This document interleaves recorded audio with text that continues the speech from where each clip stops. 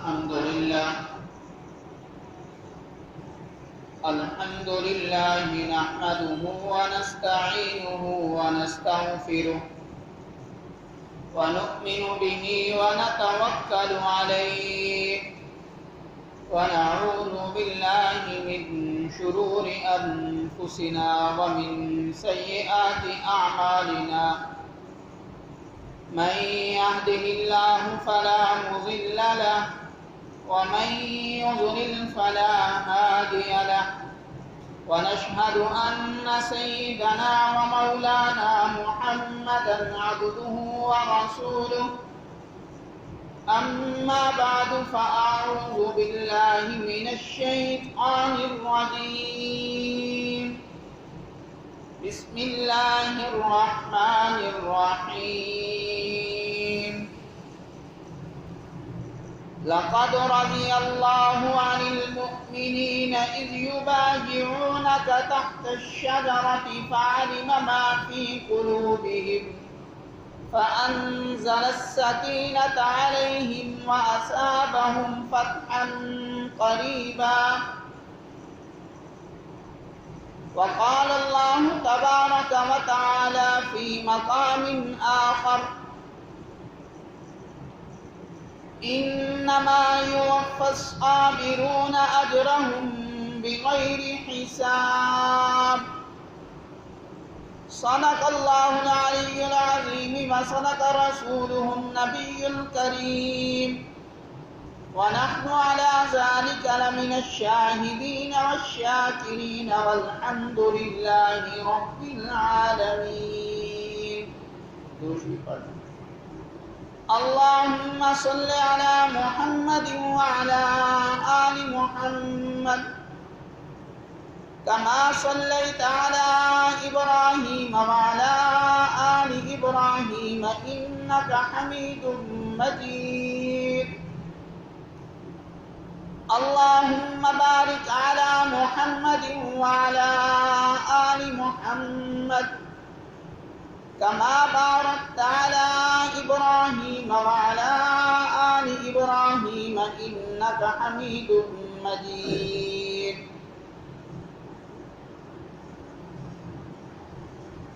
حضرت عثمان غنی رضی اللہ تعالی عنہ کی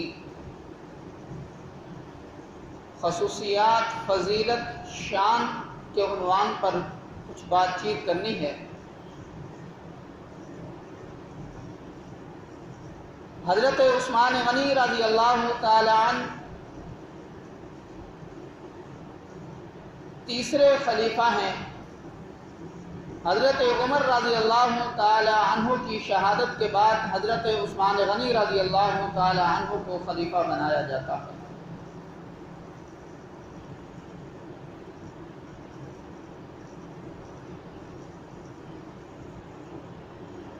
حضور علیہ السلام کے دور کے اندر ہی حضرت عثمان غنی رضی اللہ تعالی عنہ کو حضور علیہ السلام نے خود اپنی زبان مبارک سے کئی مرتبہ جنتی ہونے کی بشارت بھی سنائی ہے.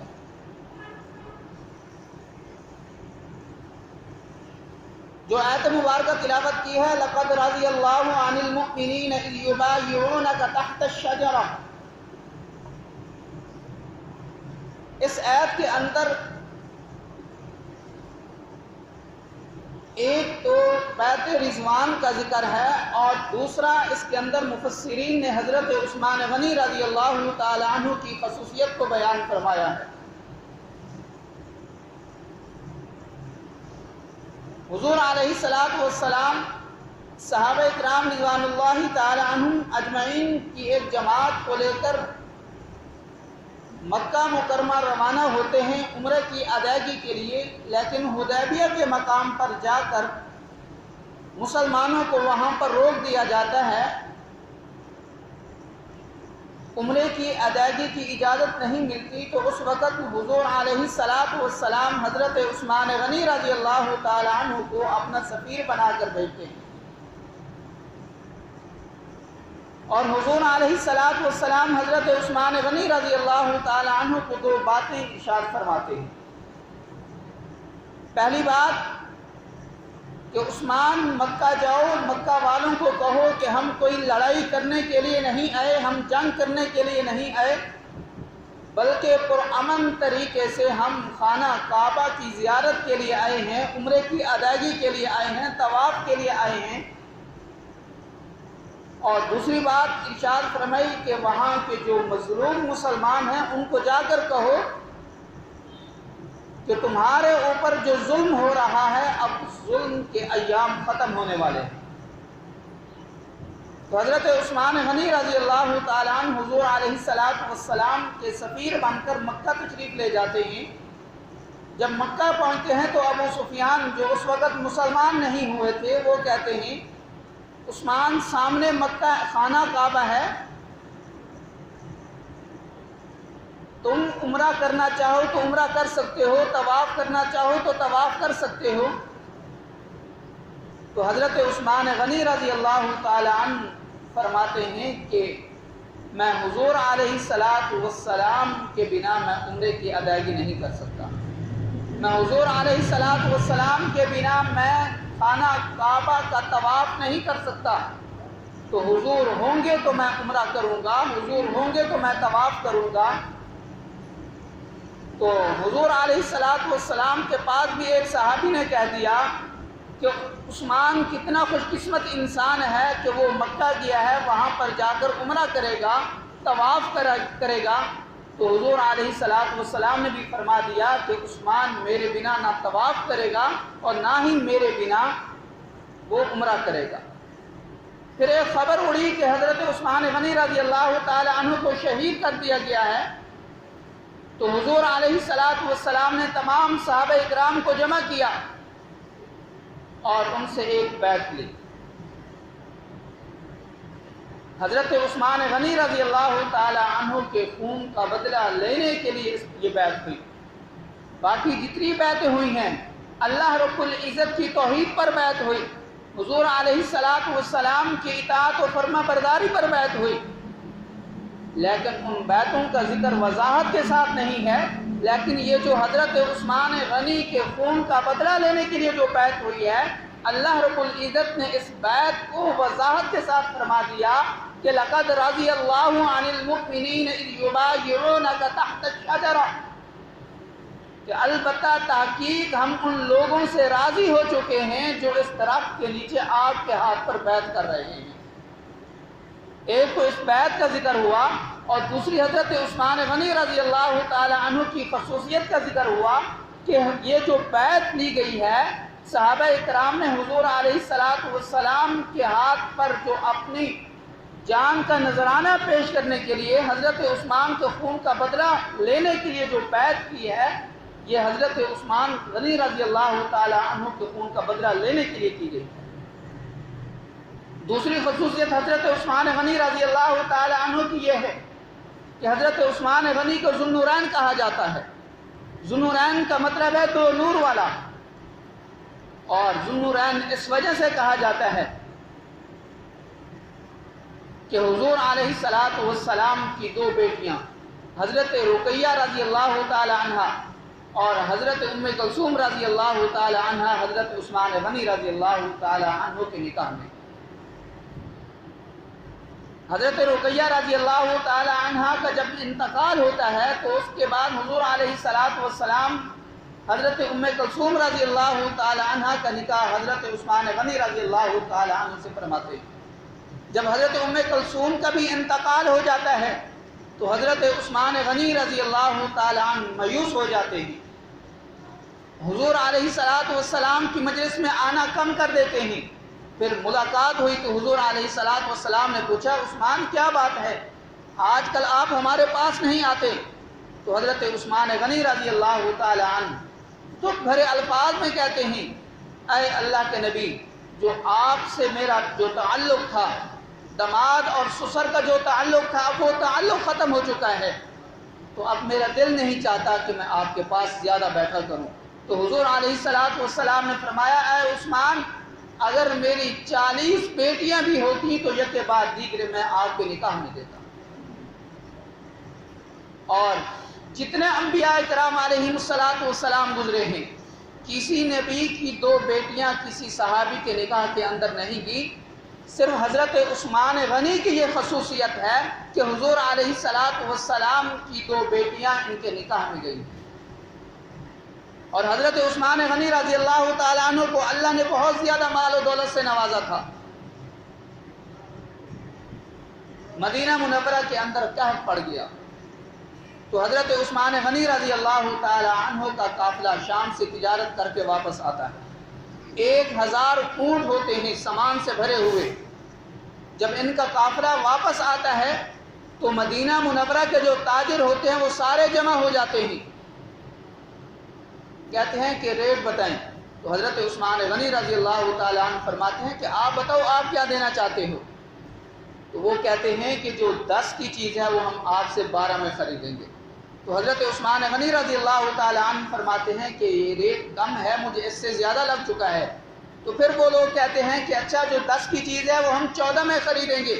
حضرت عثمان غنی رضی اللہ تعالی عنہ پھر ارشاد فرماتے ہیں یہ کم ہے، مجھے اس سے زیادہ لگ چکا ہے۔ تو وہ کہتے ہیں کہ یہ آخری بولی ہے کہ جو 10 کی چیز ہے وہ ہم 15 میں خریدیں گے، اس سے زیادہ ہم نہیں خرید سکتے۔ تو حضرت عثمان غنی رضی اللہ تعالیٰ عنہ پھر فرماتے ہیں کہ مجھے اس سے زیادہ لگ چکا ہے، یہ کم ہے۔ وہ دیکھتے ہیں، سوچتے ہیں، کہتے ہیں کہ جو مدینہ کے تاجر ہیں سارے آپ کے پاس جمع ہیں، تو پھر اس سے زیادہ بولی کس نے لگا دی؟ تو حضرت عثمان غنی رضی اللہ تعالیٰ عنہ نے فرمایا کہ آپ کو پتہ تو ہے کہ مدینہ کے اندر قحط ہے، لوگوں کے پاس کھانے کے لیے کچھ نہیں ہے، لوگ پریشان ہیں، تو میرا اللہ میرے پاس آیا تھا تو اللہ نے مجھے کہا کہ اے عثمان کہ تمہاری جو چیز 1 روپے والی ہے ہم وہ 10 کے بدلے میں خریدیں گے۔ تو حضرت عثمان غنی رضی اللہ تعالیٰ عنہ نے فرمایا کہ میں نے سارا مال مدینہ کے جو غریب غربا ہیں میں نے ان کے لیے اللہ کی رضا کے لیے صدقہ کر دیا۔ تو پھر اس واقعے کے بعد اوپر آسمان پر کیا ہوا؟ رات کا وقت ہے، حضرت عبداللہ بن عباس رضی اللہ تعالی عنہ خواب دیکھتے ہیں کہ حضور علیہ السلام سفید گھوڑے پر بیٹھ کر جلدی جلدی جا رہے ہیں۔ تو حضرت عبداللہ بن عباس حضور علیہ السلام کی سواری کی لگام پکڑ لیتے ہیں، کہتے ہیں کہ اے اللہ کے نبی آپ اتنی جلدی میں کیوں ہیں؟ میں آپ سے گفتگو کرنا چاہتا ہوں، میرا دل چاہتا ہے کہ میں آپ سے بات کروں۔ تو حضور علیہ السلام فرماتے ہیں کہ عبداللہ مجھے اب جلدی ہے، میں نے جانا ہے۔ پوچھتے ہیں کہاں جانا ہے؟ فرمایا کہ آج جو عثمان نے اللہ کی رضا کے لیے اپنا مال صدقہ کیا ہے، اللہ نے اس عمل کے بدلے میں اس کا نکاح جنت کی حوروں کے ساتھ فرمایا ہے۔ تو اس نکاح کے بعد عثمان کا ولیمہ ہے، مجھے جلدی ہے کہ میں اس ولیمے کے اندر شرکت کروں، کہیں وہ ولیمہ ختم نہ ہو جائے۔ تو ہمارے ہاں کیا ہوتا ہے کہ اگر چیزوں کی قلت پڑ جائے تو جس کے پاس ذخیرہ پڑی ہوتی ہے تو وہ اپنی منہ مانگی قیمت پر مانگتا ہے۔ تو ہم نام تو لیتے ہیں صحابہ اکرام کا کہ ہم ان کی پیروی کرنے والے ہیں، ہم ان کے نقش قدم پر چلنے والے ہیں، حقیقت میں ہم نے اپنا دین اور مذہب دولت کو بنا لیا ہے۔ ہم نے جو دین اللہ کے نبی لے کر آئے ہیں ہم اس کی پیروی نہیں کر رہے۔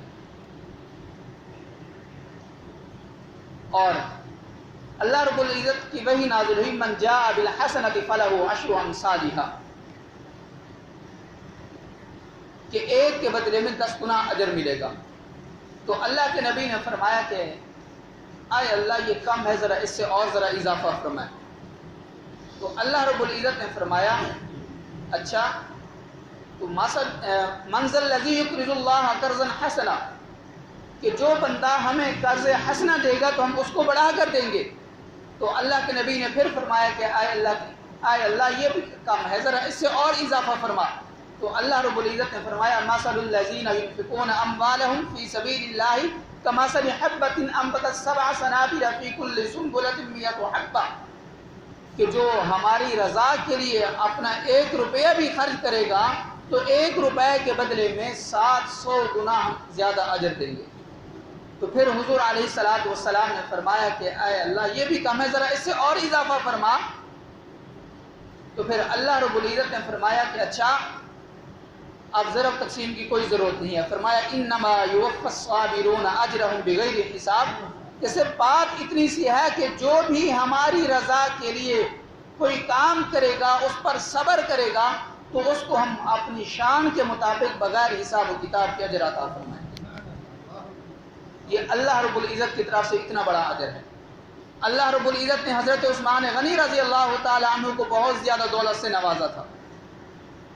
روایات میں آتا ہے کہ یہ کہیں سفر پر گئے ہوئے تھے، تو 4 دن کے بعد مدینہ منورہ واپس آئے تو نماز پڑھی تو حضور علیہ السلام کے چہرے پر کمزوری محسوس کی۔ تو حضرت بلال حبشی رضی اللہ تعالی عنہ سے پوچھا کہ خیریت تو ہے کہ حضور علیہ السلام کے چہرے پر کمزوری ظاہر ہو رہی ہے؟ تو حضرت بلال کہتے ہیں کہ آپ ان کے گھر جا کر معلوم کیوں نہیں کر لیتے؟ تو جب گھر میں جاتے ہیں تو دروازہ کھٹکھٹاتے ہیں تو حضرت عائشہ رضی اللہ تعالی عنہا تشریف لاتی ہیں، پوچھتے ہیں کہ اماں جان، میں 4 دن کے بعد آج واپس آیا ہوں تو میں نے حضور علیہ السلام کے چہرے پر کمزوری کو محسوس کیا ہے، خیریت تو ہے؟ تو حضرت عائشہ رضی اللہ تعالی عنہا رو کر فرماتی ہیں کہ 4 دن ہو گئے ہیں حضور علیہ السلام نے کھانا نہیں کھایا، تو کھانا نہ کھانے کی وجہ سے، بھوک کی وجہ سے کمزوری ہو رہی ہے۔ تو حضرت عثمان غنی رضی اللہ تعالیٰ عنہ اپنے گھر میں جاتے ہیں، کھانے پینے کا سامان لے کر آتے ہیں اور خود ہی وہ کھانا بناتے ہیں، اور پھر حضور علیہ السلام کو بلا کر لاتے ہیں کہ گھر تو تشریف لے کر آئیں۔ تو جب حضور علیہ السلام کھانا تناول فرماتے ہیں تو کھانا تناول فرمانے کے بعد جو ہے حضرت عثمان غنی رضی اللہ تعالیٰ عنہ 600 دینار حضور علیہ السلام کے قدموں میں رکھتے ہیں اور عرض کرتے ہیں، اے اللہ کے نبی، ایسی مال و دولت کا کیا فائدہ کہ آپ بھوکے رہیں اور ہمارے پاس مال و دولت ہو؟ تو حضرت عائشہ رضی اللہ تعالیٰ عنہ فرماتی ہیں کہ عثمان تو چلے گئے، لیکن جب ان کے جانے کے بعد اللہ کے نبی نے ان کے لیے جو ہاتھ اٹھائے تو وہ میں نہیں بھول سکتی۔ تو فرماتی ہیں کہ اللہ کے نبی نے ہاتھ اٹھائے، اے اللہ، عثمان سے میں راضی ہوں، تو بھی عثمان سے راضی ہو جا۔ تو حضرت عائشہ رضی اللہ تعالی عنہ فرماتی ہیں کہ اللہ کے نبی نے حضرت عثمان کے لیے یہ دعا فرمائی۔ جب مسلمان مدینہ منورہ کے اندر کی ہجرت کر کے گئے تو مسلمانوں کے پاس پینے کے لیے پانی نہیں تھا، تو مسلمان عورتیں پانی بھرنے کے لیے جاتی تھی ایک یہودی کے کنویں پر، تو مسلمان عورتوں کو تنگ کرتا، تو حضور علیہ السلام نے اعلان فرمایا کہ کون ہے جو پانی خرید کر مسلمانوں کے لیے وقف کرے؟ حضرت عثمان غنی رضی اللہ تعالیٰ عنہ کھڑے ہو جاتے ہیں، فرماتے ہیں کہ اے اللہ کے نبی، میں یہ کام کروں گا۔ تو اس یہودی کے پاس جاتے ہیں کہ میں آپ سے یہ کنواں خریدنا چاہتا ہوں، تو وہ یہودی کہتا ہے کہ میں فروخت نہیں کرنا چاہتا۔ تو اس کو مناتے ہیں، کہتے ہیں کہ ہم آدھا کنواں مجھے فروخت کر دو، تو 3 دن باری میری ہوگی، 3 دن باری آپ کی ہوگی۔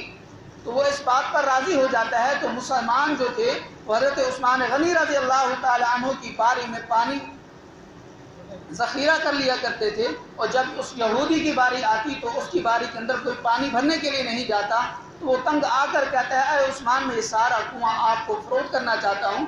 تو حضرت عثمان غنی رضی اللہ تعالی عنہ وہ کنواں خرید کر مسلمانوں کے لیے وقف کرتے تھے۔ اور جو بھی بندہ اللہ کے راستے میں جتنا زیادہ مال خرچ کرتا ہے، اللہ اتنا ہی زیادہ اس کو عطا فرماتے ہیں۔ جیسے یہ کنواں ہوتا ہے، کنویں کے اندر اگر پانی کھڑا رہے تو وہ باسی پانی ہو جاتا ہے۔ جیسے ہم ایک برتن کے اندر پانی بھر کے رکھ دیں تو 2 دن یا 3 دن وہ پانی پڑا رہے تو وہ باسی ہو جاتا ہے، اس میں سے بدبو آنا شروع ہو جاتی ہے۔ تو کنویں کی یہ خاصیت ہے کہ پانی جتنا زیادہ اس میں سے نکالو گے تو تازہ پانی اتنا زیادہ نکلتا آئے گا۔ ایسے ہی ہم جتنا مال اللہ کے راستے میں زیادہ خرچ کریں گے اتنا ہی زیادہ اللہ ہمیں عطا فرماتے ہیں۔ تو دعا ہے کہ جو کچھ کہا ہے اللہ ہم سب کو صحیح معنی میں اس پر عمل کرنے کی توفیق عطا فرمائے۔